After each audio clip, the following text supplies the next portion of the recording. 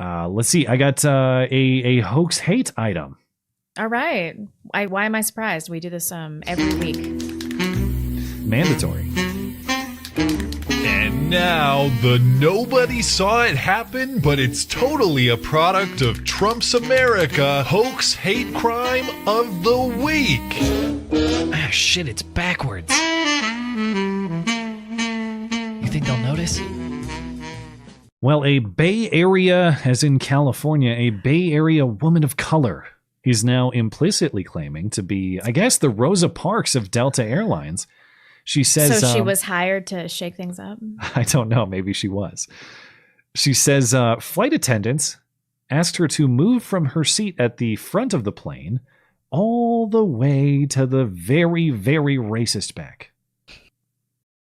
She was seated in row 15 in the window seat at takeoff, but by the end of the flight, she was sitting in row 34. She said the two women seated next to her in the middle and aisle seats were upset about their seat assignment. They felt like they were ticketed first class seats, but they couldn't provide the ticket. Unfortunately, all my first class seats are occupied. Are what? They're occupied. They're occupied. Camille says that was a Delta flight attendant speaking with those two passengers next to her. Eventually, the flight attendant proposed a solution to get the women more space, but Camille would have to move. Are you by yourself? Yeah. There's a seat back there in 34, but it'll give you all more space. I don't want to make it a race thing, but instead of asking the two white women that were seated next to me in an attempt to accommodate them, they basically made me have to move. And I just don't know why I had to move because, that was the seat that I paid for. She said she was embarrassed by the experience. As I'm walking back there, it's just humiliating, It's like having the entire flight look at you and, everybody's kind of asking what's going on. After getting back to the Bay Area, Camille spent the next several days trying to contact Delta Airlines. So how are you humiliated for them to ask you to go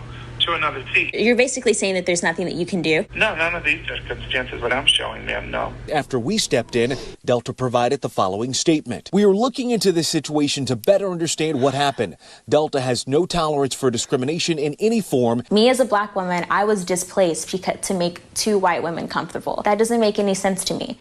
Are you a black woman, though? Here, I have an understanding of the situation that Delta doesn't. She is Blasian or something, and she doesn't have a strong ethnic connection to either of her ethnicities. And so she's trying to create an identity surrounding a conflict where she has to convince people that she's black, even though she's clearly not. What's going on there? That chick's not black. It's a little Tiger Woodsy. I can grant your point. She's Blasian-ish. Well, we haven't even finished the story, though. It gets worse. When she got to the seat in the back, there was a noose placed on it, and the flight attendants yelled with a Nigerian accent, "This is MAGA plane," and then the pilot called her a faggot over the intercom. No. Yeah, it got really bad. Mm.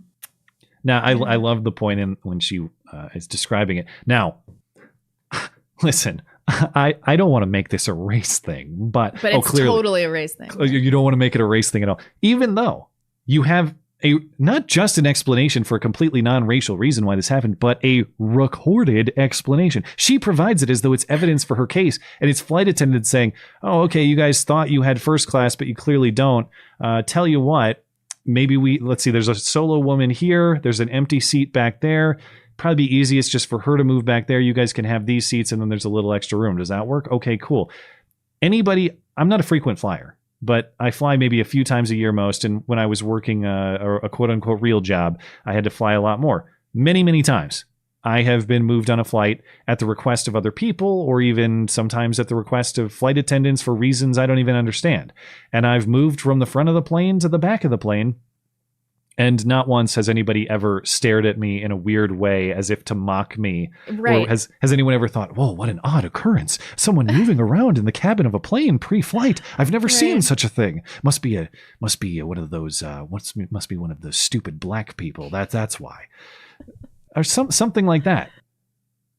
So it does, I find this story amazing that she has a clearly reasonable explanation, non-racial explanation for this happening, and then just invents this racial angle that doesn't apply. And you tell me, but there was a flight attendant in there who said, "Well, ma'am, are you by yourself? There's an empty seat back there." It really sounds like a black man's voice. It's hard. It is a black man. Yeah. It seems like it probably was.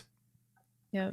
And not only that, but even in her own provided recording, she seems to completely cooperate with the request. She was under why didn't no. she put up a stink then? She could have said no, and they probably would have moved those other two women or done something else. It's just that it's easier to move one person flying by herself than multiple people who maybe are sitting next to the people they're traveling with, or multiple. It's just, here's one person that needs to move. Here's one seat that's very clean and easy. We're done. And you could say no. She goes, well, I pay. She says after the fact, I paid for this seat, so it's mine. You're right. You could have said that.